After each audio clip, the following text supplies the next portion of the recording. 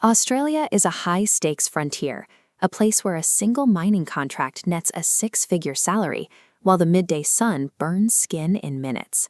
Millions head here for the promise of paradise, but the reality behind the coastline is an economic fortress, governed by strict regulation and high barriers. This chart tracks demigration data. A green bar represents the top-tier global median monthly salary, up to $6,500. But the overhead is massive. Rent swallows $3,000, and daily meals consume another $1,000. This is the down-under equation. It's a mathematical hurdle that separates the successful expats from the ones who return home broke. Relocating to this continent is a heavy deployment of personal capital. It requires a cold-eyed calculation of your potential return on investment. Success in Australia requires treating the move like a venture capital investment. Without a precise plan for the cost of living, your high gross earnings will vanish before they ever hit your savings account. Entry is the first friction point. Australia manages one of the most rigid, points-based immigration systems in the world. This flowchart maps the visa pathways.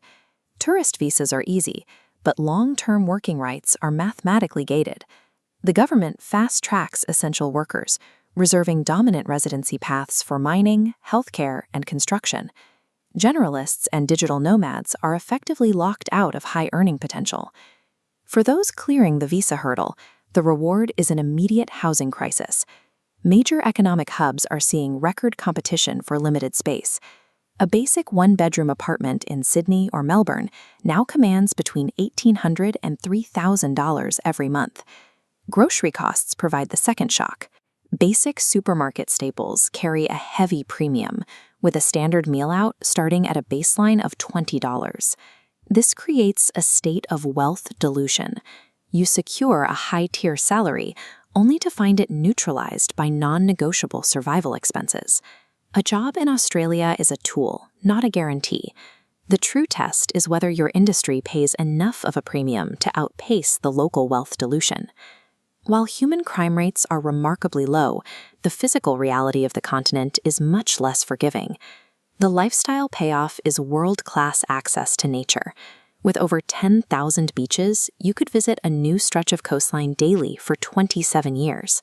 But enjoying that landscape requires paying a daily vigilance tax, a constant, necessary awareness of environmental threats. In many regions, extreme UV indexes and blistering summer heat dictate when you can safely leave your home. Then there is the seasonal reality of bushfires. These are massive, destructive events requiring strict logistical planning and emergency awareness for months of the year. The infamous wildlife, the spiders, snakes, and sharks, are not myths. They are genuine daily factors that require constant respect and specific safety protocols. This timeline shows the safest windows to navigate these threats. For Northern Hemisphere travelers, the seasons are flipped. September to November and March to May are optimal. December through February carries the highest risk for heat and fire. Living here provides access to some of the highest-ranked lifestyle metrics on Earth, but that access depends on your ability to proactively manage lethal natural elements most expats have never faced.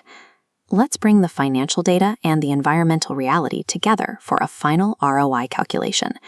This is the 2026 Expat Matrix, mapping income potential against tolerance for high costs and environmental friction.